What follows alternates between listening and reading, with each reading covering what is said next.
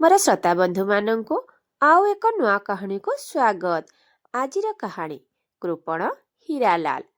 आसंतु कहानी संपूर्ण रूपे शुणिबा एवं हीरालाल बाबू विषय जानिबा। अर्थ उपार्जन करी मौज मजलिस रे खर्च करिबा जेमिति केतेक लोकंकर शौक थाए, ठीक सेमिति अर्थ उपार्जन सहित संचय करी अजथार अपव्यय न करी अपर्याप्त संपत्तिर उपयुक्त विनियोग मध्य केतेकंकर दूरदृष्टि और असुमारी आनंद थाए।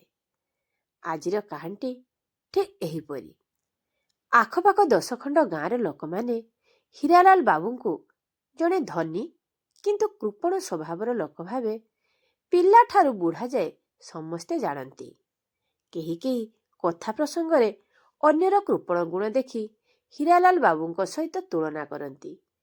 एमिति कि सकाळु सकाळु तांको नाम किए जदि धरी दिए ताहले किए किए कहती आज दिनटा एकदम नष्ट होईगला, आज आउ आमको खाइबाको मिलिबनी। थरे आखपाख 10 खंड गाँर मुखिया लोके बसी से अंचल पिलामानकर उच्च शिक्षा निमंते गोटे मध्य इंग्राजी विद्यालय प्रतिष्ठा करिया पई एक बैठक डाकिले। सेही बैठकरे 10 खंड गाँर प्रत्येक परिवार पाखरु स्कूल तैयारी पई चांदा आदाय करिबाकू स्थिर हैला। एथिपई एक दल गठन करागला जेउ माने समस्तक पाखरु टंका उठाइबे। चांदा आदाय करिबा पई सेही दल दिने हीरालाल बाबूको घर को गले।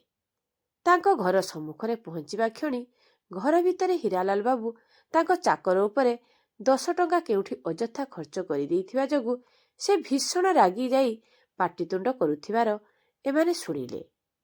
आउ कुहाकुई हेले सामान्य 200 टंका पई हीरालाल बाबू तांको चाकर उपरे इते रागुचंती, आउ से पुणी आमको स्कूल निर्माण पई चांदा देबे। एही कथा सेमाने निज निज भितरे कुहाकुई हेले। एहा विचार करी सेमाने तांको घरु बाहरी आसुथुआ बेले जणे तांको भितरु वयस्क व्यक्ति थिले। से वयस्क व्यक्ति कहिले, तुमे माने कोन भूली जाउछ? आमको जो दायित्व दिया जाइछि कोन दायित्व जे आमे प्रत्येक परिवार को जाई भेटिबा आउ सब कथा तांको जणाई रिजोल्यूशन खातारे सेमानकर दस्तखत आनिबा। तेणु हीरालाल बाबू टंका दियंतु अबा न दियंतु आमको तांको भेटिबाको पड़िबो एवं सब कथा तांको जणाइबाको पड़िबो, नचेत से काली कहिबे जे आमे तांको किछि जणाई नाहु बोली। तेणु पुनर्बार समस्ते हीरालाल बाबूको घर को जाई स्कूल प्रतिष्ठा विषय सब कथा तांको अवगत कराइले। एपरी महत् कार्यर कथा सुनी हीरालाल बाबू बहुत खुशी होई गले एवं अति आनंद से कहिले जे तांकर सही इलाकार केंद्र स्थल रे थिबा 4 एकर जगह से स्कूल निमंते दान करिवे। ता सहित से हेउथिबा समस्त खर्चर स्कूल प्रतिष्ठा पई जेतिकी खर्च हेबो समस्त खर्चर 50% से निजे बहन करिबाकू प्रतिश्रुति देले। हीरालाल बाबूको एपरी निष्पत्तिर आश्चर्य होई सेही वयस्क व्यक्ति जनक पचारिला, आज्ञा आमे जेतेबेले प्रथमे आपनको घर को आसिलु आपण 10 टंका पई आपनको चाकर को तागिद करुथिबार आमे सुनी भाबिलु जे जेउ लोक मात्र 10 टंका पई इते व्यस्त से पुणी स्कूल पई कोन किछि दान करि देबो कि? यह केबे नहे। यह भाबी आमे समस्ते एठारु पळै जाइथिलु। तापरे पुणी आपनको जणाइबा उद्देश्य रे फेरी आसिलु। आ वर्तमान आपण एते किछि देबा कथा सुनी आमे किछि बुझी पारु ना जे आपण प्रकृत रे आमको ए सब जो कथा कहउचंती सत्य ना आम सहित थट्टा करूचंती? आ जदि ए कथा सत्य ताले आपण प्रकृत केउ चिंताधारार लोक? समस्त आपणको एकांत कृपण बोली कहउथिया स्थळे आपण इते बड़ दान देबे बोली आमे किपरि विश्वास करिबु?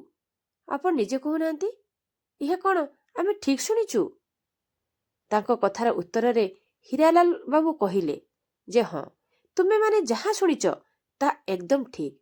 आ एक कथा भी ठीक जे मु 10 टंका पई मोर चाकर को किछि समय पूर्वरु रागुथिली कारण से 10 टंका ଅଯଥାରେ ଖର୍ଚ୍ଚ କରିଥିଲା। ସେ ଯଦି 10 ଟଙ୍କା ଜାଗାରେ 1000 ଟଙ୍କା ଠିକ୍ କାର୍ଯ୍ୟ ପାଇଁ ଖର୍ଚ୍ଚ କରିଥାନ୍ତା, ତାହେଲେ ମୁଁ ତା ଉପରେ ଆଦୌ ରାଗି ନଥାନ୍ତି। ଆଉ ସେ କହିଲେ, ମୁଁ ବହୁତ କଷ୍ଟ କରି ଧନ ସମ୍ପତ୍ତି ସଞ୍ଚୟ କରିଛି, ତେଣୁ ମୁଁ ସାମାନ୍ୟ ହେଲେ ମଧ୍ୟ କୌଣସି ଅଯଥା ଖର୍ଚ୍ଚ ସହ୍ୟ କରିପାରେ ନାହିଁ। ସେତେବେଳେ ମୁଁ ରାଗିଯାଇ ଗାଳି ଦିଏ। ପୁଣି କିଛି ସମୟ ପରେ ଗାଳି ଦେଇଥିବା ଲୋକକୁ ବୁଝାଇ ଦିଏ ଯେ ତାର ଭୁଲ କ'ଣ।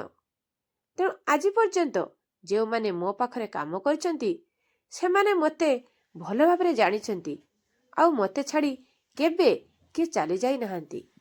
କିନ୍ତୁ ବାହାର ଲୋକ ଯେଉଁମାନେ ମୋ ସହିତ ନା ଭଲ ଭାବରେ ମିଶିଛନ୍ତି, ନା କଥାବାର୍ତ୍ତା ହୁଅନ୍ତି, ନା କେବେ ଭଲ ମନ୍ଦ ପଚାରି ବୁଝିଛନ୍ତି, ଯେମିତିକି ପ୍ରଥମେ ତୁମମାନଙ୍କର ମୋ ପ୍ରତି ଯେଉଁ ଭାବନା ଥିଲା, ଯଦି ତୁମେମାନେ ଆଉ ଥରେ ଆସି ମୋତେ ଦେଖା କରି ସବୁ କଥା କହିନଥାନ୍ତ, ତାହେଲେ ତୁମେମାନେ ମଧ୍ୟ ଚାରିଆଡ଼େ କହି ବୁଲନ୍ତ ଯେ ହୀରାଲାଲ ବାବୁ ବହୁତ କୃପଣ। କିନ୍ତୁ ତୁମେମାନେ ଯେତେବେଳେ ଆସି ମୋ ସହିତ ମିଶିଲ, ମୋ ବିଷୟରେ ଅଧିକ ଜାଣିଲ, ତେଣୁ ହୁଏତ ତୁମର ମୋ ଉପରେ ଥିବା ଚିନ୍ତାଧାରା କିଛି ପରିମାଣରେ ବଦଳି ଯାଇଥିବ କିମ୍ବା ସମ୍ପୂର୍ଣ୍ଣ ରୂପେ ବଦଳି ଯାଇଥାଇପାରେ। ହଉ, ତୁମେମାନେ କହିଲ, ଆଗରୁ ମୁଁ ତୁମମାନଙ୍କର କେବେ କିଛି ଅସୁବିଧା କରିଛି? ନା କାହାର କିଛି ମୁଁ ନେଇଯାଇଛି? ତଥାପି ତୁମେମାନେ ଅନ୍ୟଠାରୁ ଶୁଣି ଶୁଣି ମୋତେ କୃପଣ, ମୋ ନାମ ଧରିଲେ କୁଆଡ଼େ ଖାଇବା ପାଇଁ ମିଳିବନି, ଏମିତିକି କେତେ କ'ଣ କଥା କହୁଥିଲ, ସତ ନା ନୁହଁ? ଏହା ଶୁଣି ସମସ୍ତେ ତଳକୁ ମୁହଁ କରି ଚୁପ୍ ହୋଇ ବସିଲେ ଏବଂ ନିଜ ଭୁଲ ବୁଝିଲେ। ସ୍କୁଲ ପ୍ରତିଷ୍ଠା ହେଲା। ସବୁଆଡ଼େ ହୀରାଲାଲ ବାବୁଙ୍କ ଜୟ ଜୟକାର ହେଲା। ସ୍କୁଲଟିର ନାମ ହୀରାଲାଲ ମଧ୍ୟ ଇଂରାଜୀ ବିଦ୍ୟାଳୟ ରଖାଗଲା। ଆଜ୍ଞା, ଏଇଠି ମୋ କାହାଣୀଟି ସରିଲା। କାହାଣୀଟି କିପରି ଲାଗିଲା କମେଣ୍ଟ ମାଧ୍ୟମରେ ଜଣାଇବା ସହିତ ଚ୍ୟାନେଲରେ ନୂଆ ଥିଲେ ପ୍ରଥମେ ମୋର ଚ୍ୟାନେଲକୁ ସବସ୍କ୍ରାଇବ୍ କରିବେ, ଲାଇକ୍ ଓ ସେୟାର କରିବାକୁ ଆଦୌ ଭୁଲିବେନି।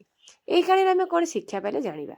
ଆମେ ଏହି କାହାଣୀରୁ ଶିଖିଲେ ବାହାର ଦୃଷ୍ଟିକୋଣ କ'ଣ ତାହା ନ ବୁଝି ଅନ୍ୟମାନଙ୍କ କଥା ଶୁଣି କାହା ଉପରେ ଶସ୍ତା ମନ୍ତବ୍ୟ ଦେବା ଅନୁଚିତ। ଆପଣମାନଙ୍କୁ କାହାଣୀଟି ସମ୍ପୂର୍ଣ୍ଣ ରୂପେ ଶୁଣିଥିବା ଯୋଗୁଁ ଅଶେଷ ଅଶେଷ ଧନ୍ୟବାଦ।